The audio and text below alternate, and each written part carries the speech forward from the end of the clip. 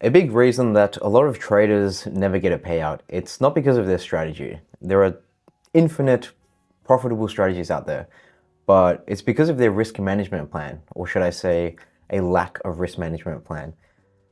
Most people just approach their trading risking random amounts, like, oh, this trade looks really good, I'm going to send my full account drawdown on this one. And they wonder why they never get results.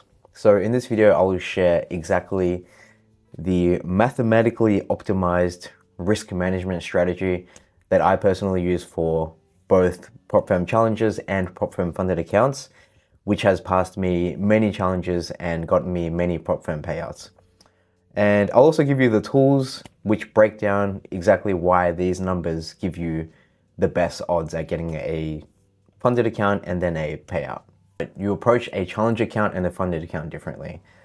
So with a challenge account, so there's a couple ways to go about this, but what I've figured out is that generally risking 1% of the account, so for this whole video, we're just going to use a 50K prop firm account as an example, because it's just easier, and most people trade 50Ks anyways.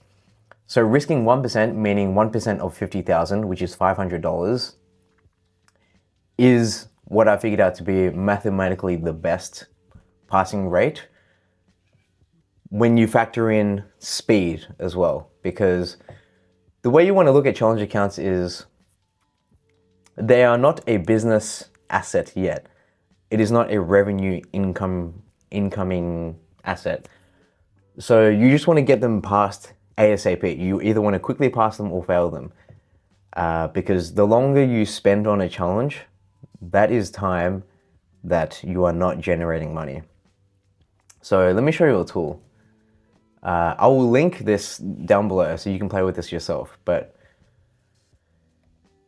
essentially you can use this simulation tool, and so I've already popped in my strategy, win rate, risk reward.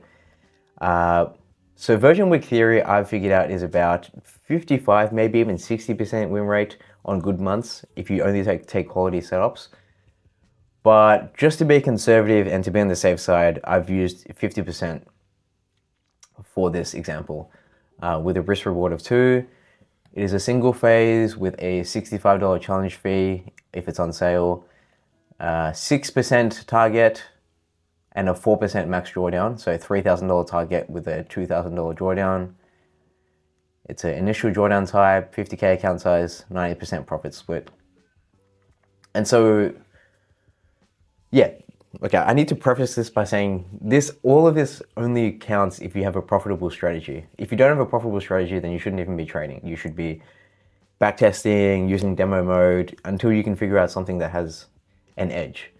I've backtested and forward tested enough to know that my version week theory has an edge. So you can trade that if you want, or you can trade something else. But yeah, I just need to say that this needs to have a winning strategy. Otherwise, you're just throwing money away. So once you have a winning strategy, then we need to figure out how much to risk per trade. So maybe it's easier if I actually go into the table. So if you risk 0.5%, which is $250 per trade, that actually gives you the highest pass rate. So you have a 98.8% chance of passing the account. But it will take you 24 trades on average to pass the account. And like I said before, time is money, especially in the prop firm space.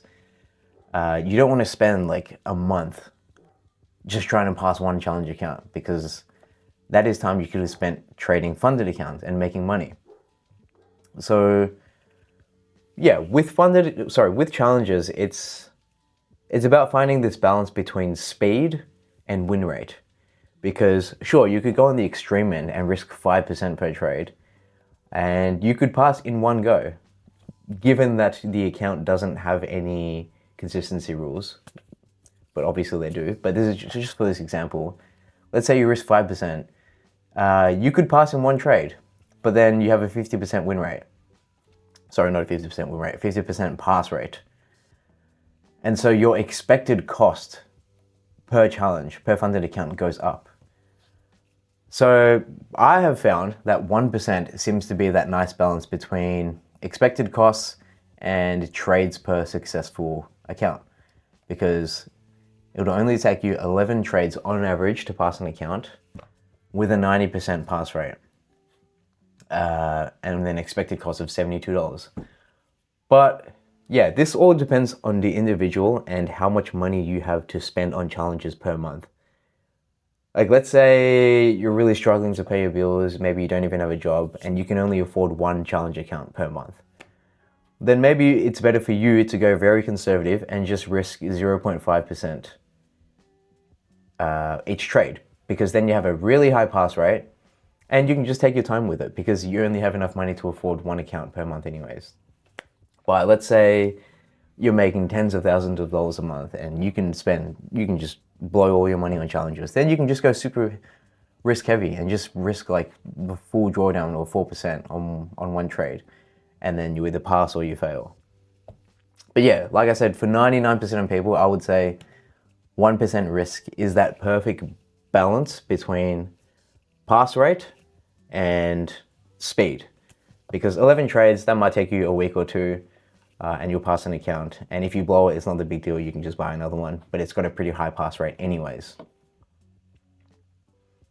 So that is, but yeah, I'll leave a link to this below. You can play around with it. Maybe you have a different win rate and risk reward to me, or maybe you're trading, a different account with different profit targets and max drawdowns. But this is for a Lucid 50K flex account. So yeah, that is why I figured out 1% is generally the best to risk on a challenge account. It gives you speed. You're not stuck in eval hell where you're just grinding away on a challenge for a month. And if you fail it, you just buy another. And then the next step is, once you get to the funded stage, now you have a funded account. This is a business asset that you need to protect. You can't just blow this because this is actually an income generating asset. So you need to take your time with it. And so what I figured out is 10% of your available starting drawdown. So for a 50K account, you have an available drawdown of $2,000. So 10% of that is $200, meaning you risk $200 per trade on your funded 50K account. And that means you need to lose consecutively 10 times in order to blow the account. And there's a very small chance of that happening. Given that you have a profitable strategy, like I said before, you need to have a profitable strategy. Otherwise, none of this is relevant at all. You need to do step one of finding a strategy. And there's also this risk calculator that you can play with. I'll link it below as well. So let's say you have, like I said, $2,000 of max drawdown and you are risking $200 per trade. So it's, like I said, it's 10% of your account per trade. That gives you 10 consecutive losses before you can blow your account. And so if you have a 50% win rate, which is what I'm using for this example, the chance of you having 10 straight losses is 9%, which is not extremely unlikely. It's still possible, but very unlikely. And that is aggressive enough for me to be able to accept that risk.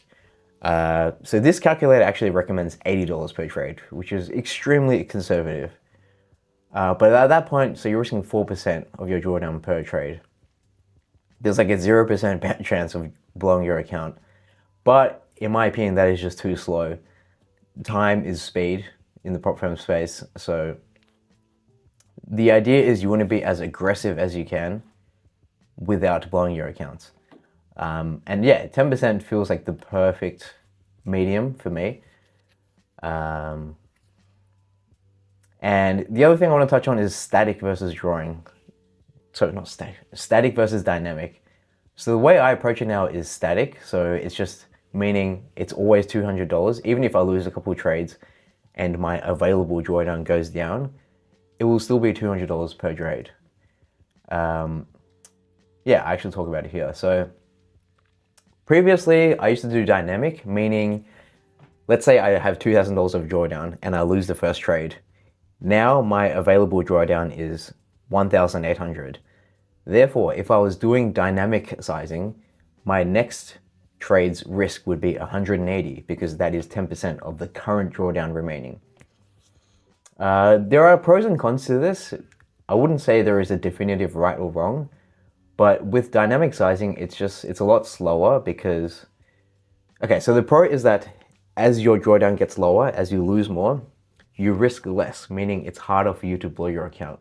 It's actually mathematically impossible for you to blow your account if you keep it dynamic.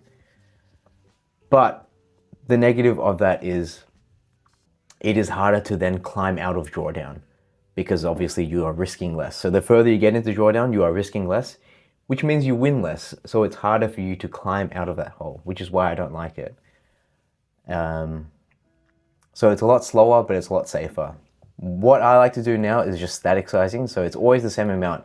It's a fixed dollar amount. So if I'm trading 50K accounts with a $2,000 starting drawdown, it's just going to be $200 per trade. Because like I said, if you have a profitable strategy, the risk of losing 10 trades in a row is very unlikely. Plus, even if you do, it's not the end of the world. Like, you can just run back up another challenge. And yeah, it is psychologically cleaner. Like, I don't have to calculate at the start of every trade, what is my available drawdown? What is 10%? Is it 180, 170, 160? Like, it's just easier, flat 200, and you're not stuck in this phase where you might be in a bit of drawdown and you have to risk really small to climb your way back out. But yeah, I would say if you have conviction in your strategy and you know it's profitable long term, then it's better to just go static sizing. $200 flat or 10% of your available drawdown, and that'll keep you alive long enough to let your edge play out. And yeah, that's the whole strategy. The main thing is stay alive long enough for your edge to play out. So 1% for challenges is the nice sweet spot of pass rate versus trades or time. Gives you the best return on your money. And then when we get to funded accounts, 10% of your starting drawdown. You still have a chance of blowing up your account, but it's very likely and it's aggressive enough that you can actually make progress towards payouts. So yeah, that is the whole prop firm strategy. I think it's very important to have a risk management prop firm strategy because some people, they just risk random amounts and it's like, what are you doing? Like, why are you blowing your account in one day? Like, it doesn't make sense. So yeah, hope you like that one. Lucid are having a really nice sale right now. You can get 50% off any accounts for a maximum of 2 accounts. So I've just picked up some more 50K flex accounts using this discount. I'll leave a link or my code in the description or comment box somewhere below. But yeah, I'll also leave a link to all these tools that I've showed you in this video so you can check them out yourself. Yeah, hope you like that one. See you next time.